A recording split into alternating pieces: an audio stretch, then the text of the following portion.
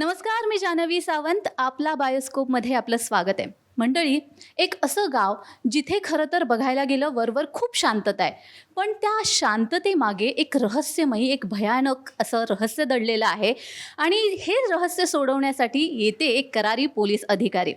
आता अर्थात ही कुठचीही गोष्ट पुस्तकातली नाही आहे, तर एक नवा कोरा थ्रिलर, सस्पेन्स, हॉरर असा एक चित्रपट प्रेक्षकांच्या भेटीला येतो येत्या 17 एप्रिलला.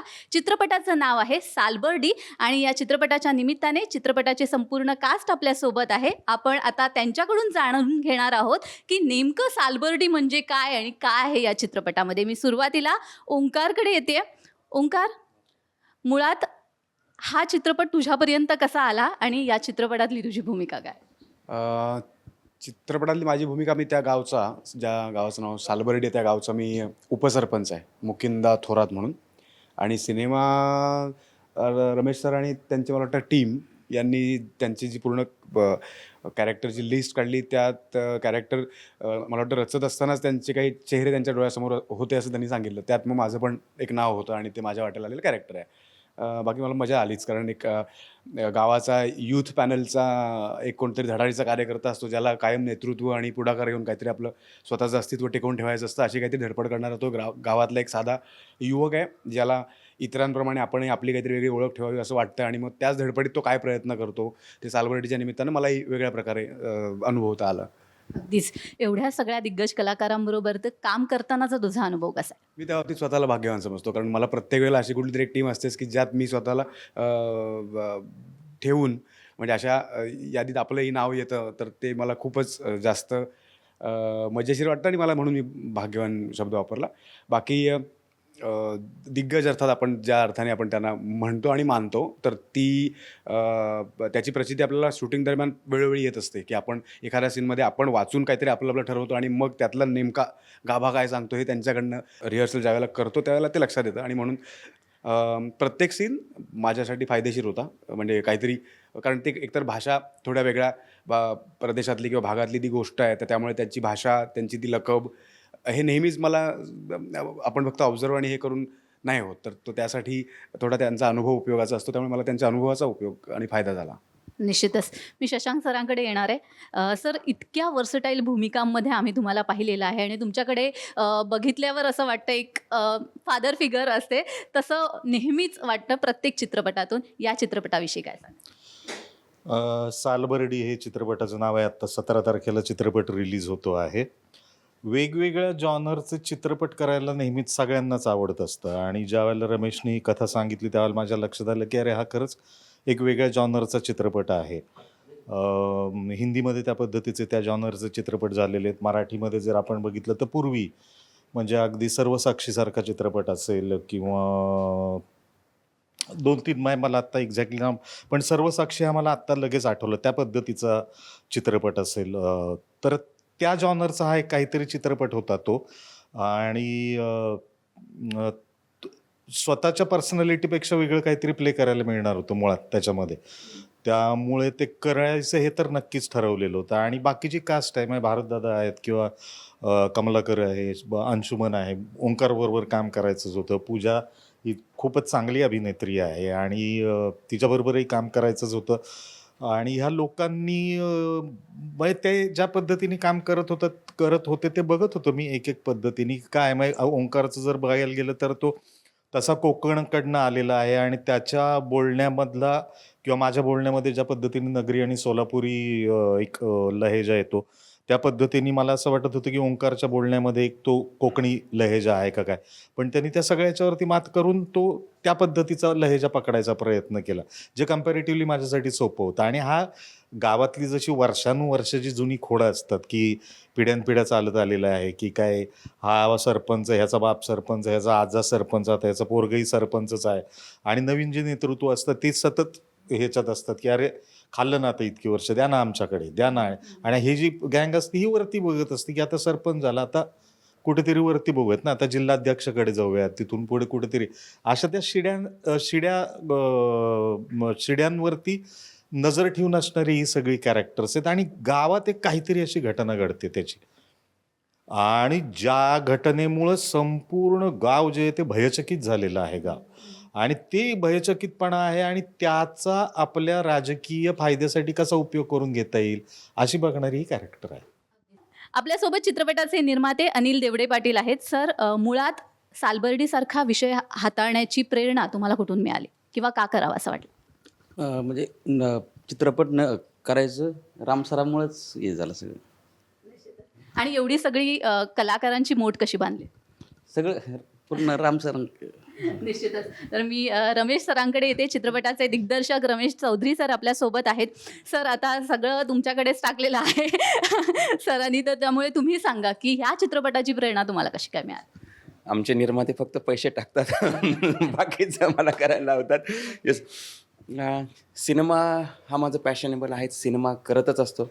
यापूर्वी झालेले बाबा गुल्लर पाणीपुरी, नंतर काहीतरी एक चांगला विषय करायचा होता. 2023मध्ये ह्या चित्रपटाची सुरुवात झाली. एक वेगळा एक ए ग्रेड आणि बिग बजेट चांगला सिनेमा करायचा होता. तर मागील 3-3.5 वर्षापासून यावर काम चालू होतं, जो आत्ता 17 एप्रिलला सिनेमा येतो आहे. तर नेहमीप्रमाणे वेगवेगळी स्टोरी घेणं हे मला खूप आवडतं. कास्टिंगमध्ये वेगळं पण शोधणं हे पण खूप आवडतं. त्यामुळे वेगळ्या पद्धतीचा जॉनर ज्याची सध्या खूप गरज आहे, जे आता आपण बघतोय कालचं खरात प्रकरण आहे, किंवा माणसं जेवढे सुशिक्षित किंवा आधुनिककडे जातात तेवढे बोवाबाजी, कर्णीकांड आणि याच्या नादी लागतात. हे कदाचित भीतीपोटी किंवा का असं होतं आहे माहिती नाही, पण महाराष्ट्रात हे प्रकरण बरंचसं वाढत चाललेलं आहे. तर अशा ज्वलंत विषयावरती काहीतरी करावं, जेणेकरून एक एंटरटेनबरोबर एक काहीतरी मेसेजेबल या सगळ्या गोष्टीचं संगम साधन म्हणून सालबर्डी हा विषय. आणि अर्थातच निर्माते अनिल देवडे पाटील, राम जाधव सर, डॉक्टर गजानन जाधव यांच्या निर्मितीमुळे शक्य झालं. आणि आज या ठिकाणी उपस्थित असलेले सर्व कलाकार मंडळी, जी बिहाइंड द कॅमेरा पण माझ्याबरोबर होते, प्रमोशनलाही माझ्याबरोबर आहे आणि प्रत्येक ठिकाणी असतात. आणि मजेशीर असा झालेला सिनेमा सालबर्डी. निश्चितच. हॉरर, सस्पेन्स, थ्रिलर सगळं पाहायला मिळतं आहे. जेव्हा अशा प्रकारचे चित्रपट चित्रित करायचे असतात, एकंदर विषयच बघितला कारण आम्ही ट्रेलर बघितलेला आहे आणि त्याखाली कमेंट्सही वाचल्या आहेत. सगळ्यांना उत्सुकता लागून राहिली आहे, इतका सुंदर जर ट्रेलर असेल तर चित्रपट किती छान असेल. तर तुम्हाला काय वाटतं, जेव्हा चित्रपट करायचे असतात तेव्हा काय काय आव्हानं असतात? एकतर वेगळा विषय घ्यायचा म्हणजे तो मनोरंजन पण झालं पाहिजे, तितकाच कमर्शियल पण झाला पाहिजे. आणि सर्व कलाकार मंडळी जर मातब्बर असेल तर सगळ्यांची एकजूट होऊन पॅरलरली सगळ्यांना वर्कआउट पण झालं पाहिजे. त्यासाठी गोष्ट मोठी करा आणि एक विजन क्लिअर असेल तर मला असं वाटतं की सोपं जातं. आणि मग कमर्शियल पॅकेजिंगवाला सिनेमा बनतो, ज्यामध्ये कमर्शियल 4 गाणेही आहे. म्हणजे सस्पेन्स म्हणजे ज्यामध्ये जगदंबासारखं एक आमचं गाणं आहे, जे महाराष्ट्राचं फोक सॉन्ग म्हणतो तसं आहे. एक आयटम सॉन्ग आहे, एक इमोशनल गाणं आहे. वडिलांची अंगाई करायचं खूप वर्षापासून माझ्या डोक्यात होतं, की वडिलांचंही तेवढंच प्रेम असतं आपल्या मुलावरती जेवढं आईचं असतं. तर अंगाई गीत आहे आणि यंग जनरेशनसाठी शेवटी किंवा सगळ्यांसाठीच एक रॅप सॉन्ग पण आहे. असं एक पॅकेजिंगवाला सिनेमा करायची इच्छा होती आणि ते झालं आहे थोडक्यात, आता ऑलमोस्ट कंप्लीट झालेलं आहे. म्युझिकबद्दल तुम्ही बोललात म्हणून मला आणखी विचारावं असं वाटतं की म्युझिकबद्दल काय सांगाल? कारण आम्ही ऐकलेली आहेत गाणी, जे आपण म्हणतो ना की पाहायला सुद्धा आवडेल डोळ्यांना आणि ऐकायला सुद्धा आवडेल कानांना, अशा पद्धतीची गाणी झालेली आहेत. तर त्याविषयी काय? माझा बेस्ट फ्रेंड म्हणजे पद्मनाभ, जो माझ्या गुल्लर सिनेमाला होता डेब्यू म्युझिक डिरेक्टर म्हणून. पद्मनाभने म्युझिक दिलेलं आहे, गाण्याचं कंपोज केलेलं आहे. जगदंबा गाणं आहे ते अजय दादांनी गायलेलं आहे. खूप ताकदीनं गायलेलं गाणं आहे, जे महाराष्ट्रात ऑलमोस्ट सगळ्यांनाच आवडत आहे.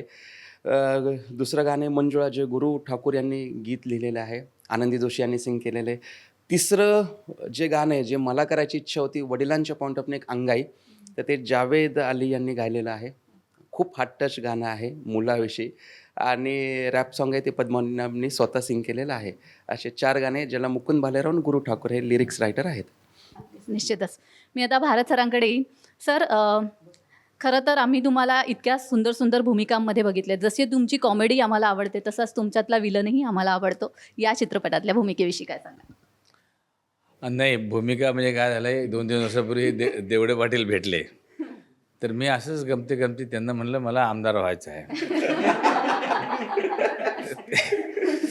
ते म्हणले आपण करू काहीतरी. मग त्यांचा 2 वर्षांचा फोन आला, तर तुमचं आमदारकी नक्की झालेली आहे, मग तुम्ही ह्या चित्रपटात आमदार करा म्हणून मी ह्या चित्रपटात आमदाराची भूमिका करतो. भूमिका माझी खूप चांगली आहे. थोडी छोटेखानी भूमिका आहे, कारण मोठे रोल काही आमचा डायरेक्टर देत नाही आम्हाला. पण त्याच्यात गंमत आहे. म्हणजे जे काय कारण जी जी काही भयंकर घटना या सालबर्डी गावात जी घडते आहे त्याच्यामुळे सगळेच होरपळून निघालेले आहे, सगळेच लोक परेशान झालेले आहे. या लहानापासून गावापासून तर ते मंत्रालयापर्यंत जी चर्चा सगळी जी आहे चालू आहे. तर ह्याच्यात त्या एरियाचा एक आमदार म्हणून मी तिथं काम करतो आणि शेवटी जसं आजकाल असा प्रॉब्लेम झाला आहे आपल्या राजकारणात की कुठलीही घटना घडो तर आपली पोळी कशी शेकता येईल किंवा आपलं ताट कसं भरता येईल ह्या हिशोबानं सगळेजण प्रयत्नशील असतात. म्हणजे त्याच्यात वाईट हेतू नसतो, पण आता एक अनाशी चान्स आला आहे तर समोरच्याला कसं कमी लेखायचं किंवा असं एकंदरीत एक एक एक पिक्चर असा एक सगळीकडे चालू आहे. तर त्या हिशोबाचं पण ती भूमिका आहे. सो मला जरा आवडली भूमिका, म्हणजे चांगला वाटला आहे. त्याच्यामुळे जास्त फार काही चित्रपटाविषयी मला माहिती नाही आहे, कारण एवढंच मला माहिती आहे आणि एवढंच मला सांगितलं होतं. Thank you sir. आणि आता ज्या पोलीस अधिकारीविषयी मी बोलत होते ती अर्थात अभिनेत्री पूजा सावंत आपल्यासोबत आहे. पूजा, मला वाटतं पोलीस अधिकारी म्हणून किंवा पोलीस म्हणून आय थिंक पहिलीच भूमिका असेल, तर काय एक्सपिरियन्स होता, काय मेहनत करावी लागली यासाठी? नाही, ऑफकोर्स प्रत्येक भूमिकेसाठी मेहनत करावी लागते. ह्या भूमिकेसाठी थोडी जास्त करावी लागली अर्थात, कारण ही एक अशी भूमिका नव्हती की ओके मी स्क्रिप्ट वाचलं, अच्छा ही माझी भूमिका आहे का, चला सर शॉट रेडी. डेफिनेटली ही तशी भूमिका नव्हती. आणि मला वाटतं या भूमिकेची तयारी फक्त युनिफॉर्म मी परिधान केला आणि आता मी पोलीस झाले अशी नव्हती माझी. मानसिकरित्या किंवा शारीरिक दृष्टीने सुद्धा मी अनेक मेहनत घेतली, का तर ते पोलीस अधिकारी तशी दिसली पाहिजे. सो येस, अभ्यास केला आणि एक्सपिरियन्स फारच कमाल होता, कारण माझ्या आजूबाजूला इतकी मातब्बर मंडळी होती, दिग्गज कलाकार होते, त्यांच्यासोबत भरपूर सीन्स होते आणि it was very tricky scenes, it was very असे टेन्स्डवाले सीन आहेत, पण करताना फार मजा आली आणि खूपच वेगळा अनुभव होता माझा या चित्रपटासाठी. अगदीच. आम्ही ट्रेलर पाहिला आहे, त्यामुळे एकंदर जर बघितलं तर वरवर एवढं तरी नक्की कळतं आहे काहीतरी अंधश्रद्धेशी रिलेटेड आहे किंवा काहीतरी करणी वगैरे. तू उल्लेखसुद्धा केलेला आहेस तुझ्या डायलॉगमध्ये, ट्रेलरमध्ये तो डायलॉग आलेला आहे तुझा. नेमकं काय आहे, म्हणजे जरी आता मी पूर्ण काही स्टोरी नाही विचारणार आहे, पण एक असतं ना की बाबा आपल्याला कळायला हवं की एक्झॅक्टली काय घडते, कारण अंधश्रद्धा इतकी वर्ष होऊन 21st सेंचुरीमध्ये आपण आहोत तरीसुद्धा मुळापासून उच्चाटन झालेलं नाही आहे. तर काय सांगशील या सिनेमाच्या माध्यमात?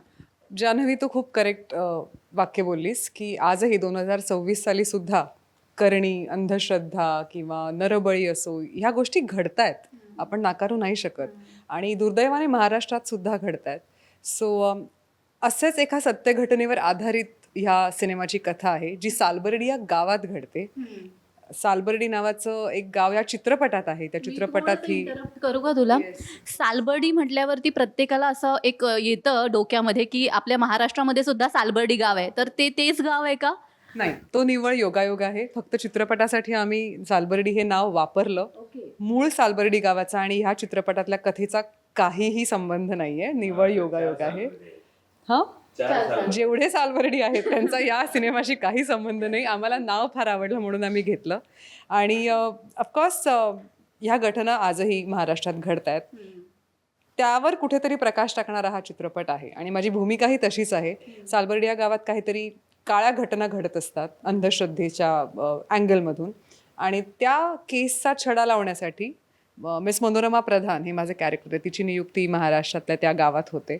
आणि मग ती ह्या केसचा कसा उलगडा करते, तो this film is all about that. अगदीच. पण तू काय सांगशील की ॲट लास्ट प्रेक्षकांनी का जाऊन बघायला हवा हा चित्रपट? मी प्रेक्षक म्हणूनच उत्तर देईन. ह्या चित्रपटातून संदेश काय द्यायचा आहे हे आय थिंक दिग्दर्शक चांगलं सांगू शकतील, पण मनोरंजनासाठी हा चित्रपट येऊन बघा. ज्यांना थ्रिलर, सस्पेन्स, हॉरर असे सिनेमे फार आवडतात, आता मलाही खूप आवडतात, त्यांचं पुरेपूर मनोरंजन होणार आहे. सो काही नाही, थिएटरमध्ये या. मस्त एक नवीन कलाकृती तुमच्या समोर येते जी सस्पेन्स, थ्रिलर आणि हॉररमधली आहे. निव्वळ मनोरंजन हा एकमेव हेतू आहे. आणि ऑफकोर्स मी सिनेमा पाहिला आहे काही दिवसांपूर्वी, सो एक प्रेक्षक म्हणून माझं पूर्ण मनोरंजन होते. सो मज्जा करायला थिएटरमध्ये या, बास. या चित्रपटासाठी तुम्हा सगळ्यांना खूप खूप शुभेच्छा आहेत. 17 एप्रिलला हा चित्रपट संपूर्ण महाराष्ट्रामध्ये प्रदर्शित होतोय, त्यामुळे सगळ्यांनी चित्रपटगृहामध्ये जाऊन हा चित्रपट पाहायचा आहे. मी जाणार आहे, तुम्ही सुद्धा जा. आपला बायोस्कोपमध्ये आज आपण इथेच थांबतोय. धन्यवाद.